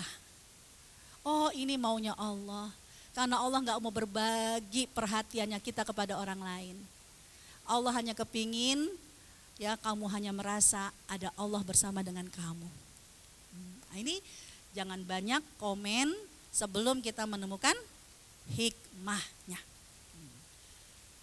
Kemudian, kenapa kita sulit jadi ibu penyabar? Karena maaf, ya sekali lagi, ya kita tidak mengedepankan halim, hati yang lemah lembut. Hati yang lemah lembut itu bukan hati yang cemen. Ya Allah, dia mah sensitif banget. Oh, ngomongnya jangan kenceng-kenceng, dia langsung tersinggung karena hatinya lembut. Bukan kayak begitu. Ya, kayak apa sih hati yang lemah lembut? Itu sampai digambarkan oleh Allah dalam surat As-Saffat ayat 100-102, yaitu ya bagaimana Ibunda Hajar berhasil mendidik seorang anak yang namanya Ismail, single parent. Kan dia single parent, dalam arti bukannya janda, tapi mendidik tidak bersama dengan Nabi Ibrahim. Ditinggal kan? Ya, bayi merah ditinggal, datang-datang kan begitu Nabi Ismail udah agak besar. Ya, jangan ngaku jadi penyabar kalau hati kita belum memiliki kelembutan hati. Kayak apa hati yang lembut? Hati yang lembut, nah ini dicontohkan. Ketika Nabi Ismail ditinggal oleh bapaknya, tahu-taunya begitu udah mulai dewasa, bapaknya datang kan? Ya, lalu bapaknya nginep semalam, terus apa kata bapaknya? Begitu bangun-bangun di pagi hari, ya Bunaya, wahai anakku, aku melihat di dalam mimpi, jujur ngomongin mimpi, kalau aku menyembelih kamu. Fandur madza tara. Lalu apa pendapatmu? Kelembutan hati Nabi Ismail, orang yang hatinya lembut berarti dia positive thinking. Gak marah-marah dulu, gak seuzon dulu. Kayak apa positive thinkingnya? Langsung dia bilang, ya abatif alma tu'mar. Wahai bapakku, kerjakan apa yang diperintahkan oleh Tuhanmu. Menganggap wahyu. Padahal bapaknya bilang apa? Mimpi. Tapi Nabi Ismail hatinya lembut, positive thinking. Bilang itu wahyu. Kalau hatinya tidak lembut, udah negatif thinking, apa yang terjadi dengan Nabi Ibrahim? Kalau Nabi Ismail tidak memiliki hati yang lembut, hati yang negatif thinking. Ya, bisa jadi malah bapaknya dikomentarin, ya Allah beh, istighfar beh. Bapak macam mana, kecil ditinggal, gede digorok, sadar. Nah itu kalau hati yang tidak lembut, karena negatif thinking. Atau bisa jadi malah seuzonnya bukan wahyu, ya Allah beh, kesambet setan gurun mana, datang-datang mau ngegorok, kan gitu. Tapi Nabi Ismail memiliki hati yang lemah lembut dengan positive thinking. Baru deh, satajiduni insyaallah minas sabirin. Engkau akan dapat ya aku orang yang sabar. Jadi jangan ngomong udah jadi ibu yang sabar kalau masih suuzon sama anaknya.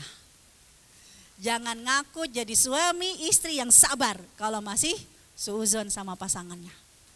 Karena kesabaran itu dimulai dari ya halim, kelemah lembutan, positive thinking. Nah, kalau sudah seperti itu, ini kan tadi baru cermin-cermin.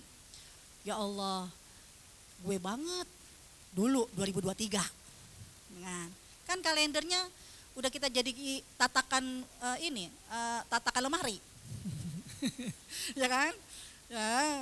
Ya bisa jadi udah jadi coret-coretan anak kita. Nah, sekarang 2023 itu masa lalu. 2024 masih bulan Januari, kita akan mempersiapkan harus resolusi berubah. Setelah keluar dari majelis ini, kita akan menjadi ibu yang baru, muslimah yang baru. Ya kan? Kayak apa? Nah, to the point. Pertama, kalau kepengen resolusi, berarti mulai hari ini. Kalau kita yakin semua adalah amanah, berarti apapun yang kita lakukan, semuanya ikhlas karena Allah. Udah, ya Allah, inna sholati, ya Allah mulai hari ini semua sujud dan rukukku aku persembahkan untukmu.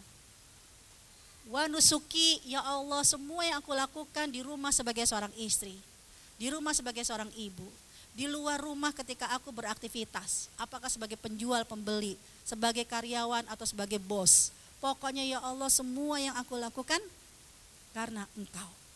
Wa mahyaya, ya Allah mulai hari ini sejak aku hidup, wa mamati sampai aku mati ya Allah, lillahi rabbil alamin. Semua ku persembahkan hanya untukmu. Lelahku lillah, la syarikalahu. Ya Allah mulai hari ini aku tidak akan pernah menyakitimu dengan menyekutukan Engkau. Wa bidzalika umirtu, kan itu yang Kau perintahkan kepadaku. Wa ana awwalul muslimin, ya Allah aku akan menjadi orang yang pertama tunduk kepadamu. Ini langkah yang pertama yang harus kita lakukan. Sering-sering ya, surat Al-An'am 162, 163 jadi ikrar kita setiap hari. Agar semuanya mudah bagi kita lillahi ta'ala. Allah gak akan pernah mengecewakan kita kalau kita melakukan segala sesuatu karena Allah. Tapi kalau kita melakukan segala sesuatu biar dipuji sama suami, biar dipuji sama anak, bisa jadi mereka mengecewakan kita. Dan kita gak mau selalu kecewa. maka kita selalu mempersembahkan hanya untuk Allah yang pertama. Tingkatkan yang kedua. Ya, bahwa ya, mulai hari ini kalau kita memang sudah jadi orang yang ikhlas, bukan berarti gak ngapa-ngapain. Mulai hari ini keikhlasan kita akan membuat kita terus melakukan yang terbaik, pengorbanan yang terbaik, aktivitas yang terbaik. Kenapa? Karena dalam surat At-Taubah Allah yang mengatakan, am hasibatum an tutraku, emangnya dibiarkan oleh Allah kamu bilang lillahi ta'ala? Emang dibiarin sama Allah kamu dibilang orang beriman, kepengen masuk ke dalam surga? Allah mah cuman kepengen lihat alladzina jahadu minkum. Siapa yang berjihad? Jihad ini bukan perang. Kalau perang itu qital. Jihad ini artinya sebuah pengorbanan. Kamu katanya kepengen masuk surga dari seorang ibu. Mana pengorbanan kamu sebagai seorang ibu? Ya, marah-marah mulu sama anaknya. Katanya kamu kepengen masuk surga dari birrul walidain, bakti kepada kedua orang tua. Kenapa kamu ngomel mulu sama suami, cemburu sama suami? Ibunya lagi. Kapan ibu aku? Di mana pengorbanan kita? Katanya kita kepengen masuk surga dari pintu suami, karena kalau bakti sama suami masuk surga dari mana saja. Tapi nggak tahan ngelihat suami model begitu. Ya harus ganti model kita. Yaitu apa? Ya, kita akan melakukan yang terbaik. Ya kan? Katanya kepengen masuk surga sebagai pertemanan. Masa nggak tahan punya teman kayak begitu? Teman kita kan bukan robot. Teman kita punya kekurangan, kelebihan.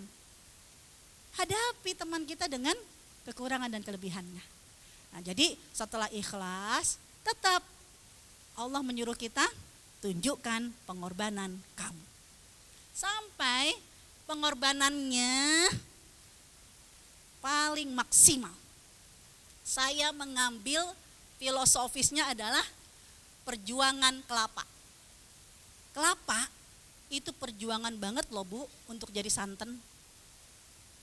Udah jadi santan dilupakan. Ya, lihat kelapa tinggi kan? Di puncak kita lagi sukses-suksesnya. Terlihat banyak orang. Allah juga begitu. Lihat tuh kelapa ketika di puncak yang tinggi, semua orang lihat keindahannya, kekokohannya. Allah itu ingin menunjukkan kepada kita kalau kamu orang yang baik, bukan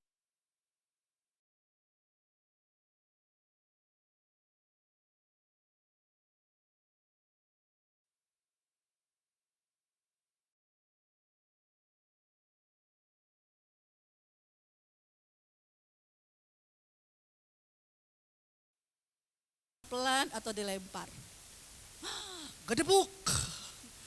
Di saat kita udah ikhlas,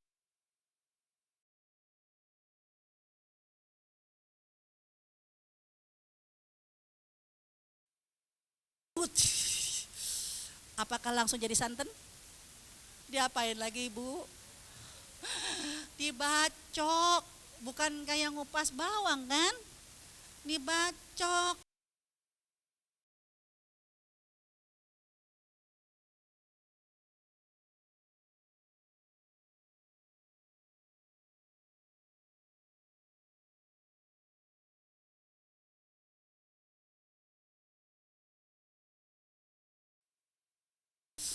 Ya persis tuh kayak kelapa, ya kan? Akhirnya diapain lagi Bu? Kelapa biar jadi santan, dicongkel, iya kan? Terus diapain Bu? Diparut. Ya Allah Pak, ini hati saya udah tercabik-cabik Pak. Semakin ikhlas perjuangan makin kayak santan kelapa, diparut. Habis gitu diapain Bu? Ya Allah Pak, ini selingkar perut udah gak punya apa-apa lagi. Habis santan kentolnya itu kan dicari kan. Ini enak. Apakah cukup dengan santan kentolnya aja?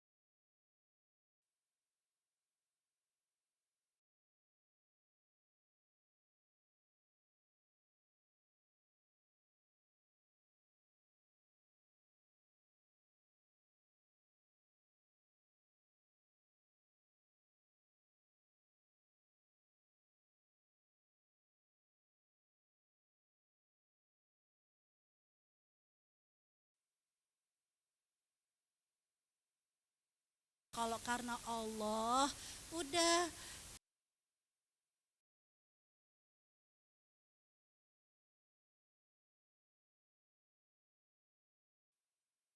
Ini belajar seperti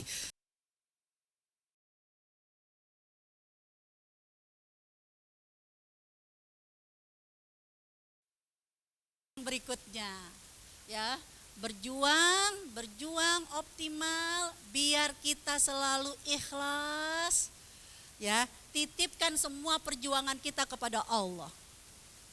Nah, tidak hanya kita, ini cuma satu contoh doa karena ini yang juga saya titipkan kepada anak saya.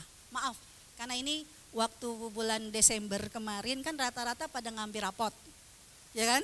Saya lihat, ya Allah, ini ibu-ibu begitu ngambil rapot, anak-anak banyak yang stres, ya kan? Gak mau pulang, gak mau ini kenapa? Tadi diomelin sama mama, ya kan? Karena begitu anaknya ngasih rapot, tuh kan kamu sih kan udah dibilangin kalau mau ujian jangan main game melulu, kalau udah mau ujian jangan nonton melulu, ya kan? Jadi anak yang biasa hasilnya selalu dikomentari sama ibunya, pantes anak itu nggak bisa bersyukur. Nah, ya, saya mendidik diri saya dan mendidik anak-anak saya. Jadi bagaimana nggak cuman ikhlas itu, perjuangan santan itu hanya kita doang. Anak-anak kita juga harus kita didik.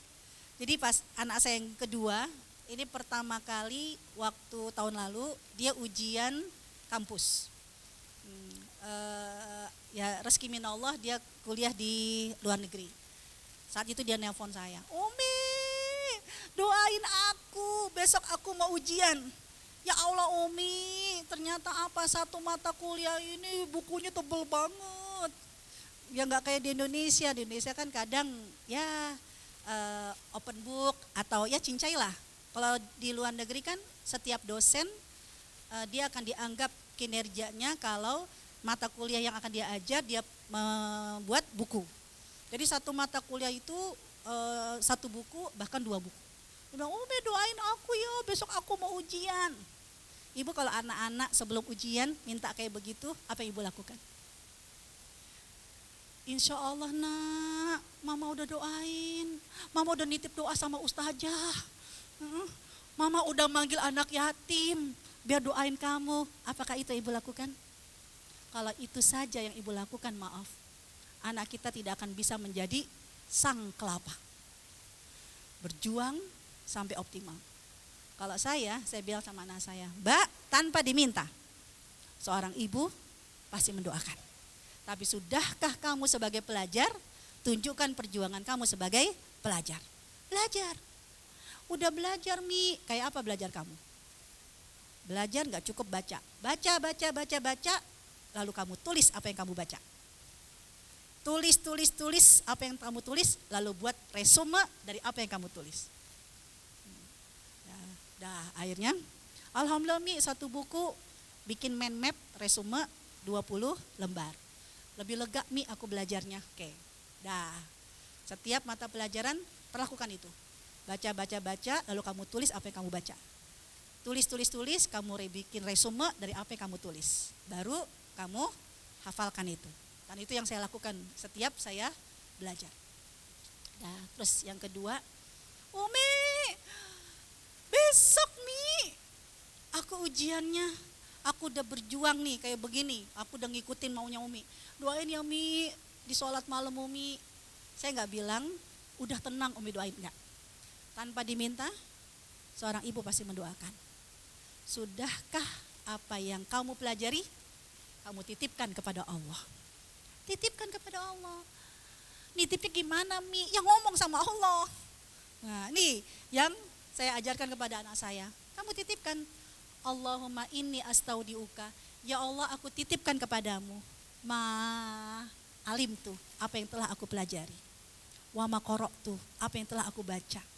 Wa ma hafidtu apa yang telah aku hafal kepadamu. Wa arju, ya Allah please, tolong anturajiuni, kembalikan dong kepadaku fi mahajata ilaih, di saat aku membutuhkannya. Titipkan kepada Allah. Karena kita juga begitu, Kita udah berjuang optimal melayani suami kita. Tapi juga kita kepingin perjuangan kita titipkan kepada Allah. Ya Allah, aku sudah lakukan apapun yang aku lakukan untuk suamiku. Tolong jaga keikhlasan aku. Tolong ya Allah jaga suamiku. Jaga matanya, jaga telinganya, jaga farajnya, jaga perutnya, jaga syahwatnya. Agar ya dia adalah orang yang selalu menjaga agamamu. Jauhkanlah dia dari segala kemungkaran yang mendatangkan murkamu. Titipkan kepada Allah. Pelayanan kita udah terbaik. Lalu kita titipkan kepada Allah. Ya Allah, aku titipkan anakku kepadamu. Jadi kalau anak kita diminta apa yang dipelajari, titipkan kepada Allah. Kita juga begitu, ya Allah. Ya, aku sudah mendidik anakku. Tapi aku berharap Engkau selalu membantuku. Aku titipkan ya Allah anak-anakku. Tolong jaga anak-anakku. Jaga matanya, jaga telinganya. Lindungilah dia dengan bil amni wal iman, keamanan dan keimanan, bisilmi wassalama, ya bin najah, ya kesuksesan. Titipkan kepada Allah. Karena Allah suka kalau dititipkan. Nah ini untuk menjadi ibu yang punya resolusi yang juga mengajarkan kepada anaknya. Esok harinya, ya begitu dia selesai ujian, beberapa pekan berikutnya dia telepon saya. Apa yang terjadi Bu? Dia nangisnya. Umi, aku udah belajar, aku udah sungguh-sungguh, aku udah bantal jadi buku jadi bantal. Ya Allah Umi, tahu nggak Bu nilainya berapa? Yang paling rendah nggak lulus 5,5. Anak saya 5,6. Wah dia nangisnya. Wah saya nggak nangis. Saya dengerin kan alhamdulillah sekarang WhatsApp kan bisa video call tanpa mengurangi pulsa kan gitu kan. Udah video call dia nangis, pokoknya nangisnya. Saya diem, sampai dia sadar sendiri, Umi nggak nangis? Enggak. Umi nggak marah sama aku? Enggak. Umi nggak kecewa sama aku? Enggak. Ya kan? Kok Umi nggak marah-marahin aku? Ya kan, aku dapat nilai segini, gak kayak emas dapat nilainya bagus. Kok Umi gak marah sama aku? Nah disitulah saya tanamkan, Mbak, kalau sudah keluar hasil, itu tandanya rezeki minallah. Itu rezeki. Allah cuma ngasih aku 5,6, iya. Itu 5,6, kamu masih lulus kan? Lulus Umi, tapi kan aku belajar sungguh-sungguh, aku kan begini, aku begitu, kenapa cuma 5,6? Kalau kamu tidak bisa bersyukur dari yang kecil, kamu gak akan bisa bersyukur yang besar. Akhirnya apa? Aku jadi gak stres Mi, jangan. Aku takut kalau Umi marah-marah sama aku, enggak gitu kan. Iya ya Mi ya, kalau aku langsung dapat gede, bisa-bisa aku jadi orang yang sombong. Nah, jadi tanamkan kepada anak kita seperti itu. Jangan begitu anak mau ujian, bismillah udah mama doain, Ya dia merasa ibunya sudah ngedoain aku. Karena ibunya doanya mustajab. Tidak disuruh dia seperti sang kelapa. Ya, begitu keluar hasilnya baru. Kan mama udah bilang, makanya doa mama tuh pasti makbul. Ini gak makbul gara-gara apa? Kamu sih main game melulu. Kalau udah keluar hasil jangan dikomentari Ibu. Belajarlah selalu ridho. Itu rezeki. Kalau sudah sampai di puncak perjuangan kita, apapun hasilnya itu ridho. Nah ya kalau kita sudah ridho, maka kita akan lulus seperti mentalnya tukang parkir. Tukang parkir itu gak ada stresnya tiap hari. Pada tiap hari, ya Allah mobil banyak banget ini di Andalusia. Yang Alphard, yang Mercy. Kenapa tukang parkir gak stres? Bukan punya dia. Satu persatu keluar di sore hari balik sepi lagi. Stres gak? Enggak, bukan milik dia. Bahkan kita pun hanya memberikan, ada gak 1% dari harga mobil? Enggak, cuma receh. Tapi dia dengan makasih Ibu, ya kan? Yang makasih Umi. Begitupun juga dengan kita. Ya kita cuman mempersiapkan hati yang lapang, sok atuh ya Allah. Allah berikan apapun kenikmatan kepada kita enggak belagu. Karena bukan milik kita. Satu persatu hilang pun kita enggak sedih-sedih banget. Kenapa? Karena bukan milik kita. Hingga hidup ini nyaman, enggak stres. Ya, enggak setiap tetangga dibel sama tukang paket, kita yang stres. Paket, dia lagi. Paketnya gede banget lagi tuh, apaan lagi yang dibeli ya? Enggak stres, kan gitu kan? Ya, dan semua ikhtiar sudah kita lakukan, jangan sampai akhirnya mental kita langsung hilang seketika. Kekuatan kita hilang seketika gara-gara apa? Gara-gara pertikaian. Karena Allah yang menyuruh kita, kalau kamu sedang lagi emosi, sedang lagi ngadepin musuh kamu, banyak-banyak zikir dan juga wala tanaza'u, jangan berselisih.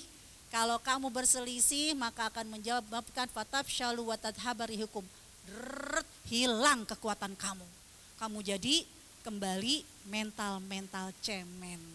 Wasbiru, sabar, innallaha ma'as-sabirin. Wallahu a'lam bissawab. Ya moga-moga keluar dari sini kita sudah lulus memiliki mental sang kelapa.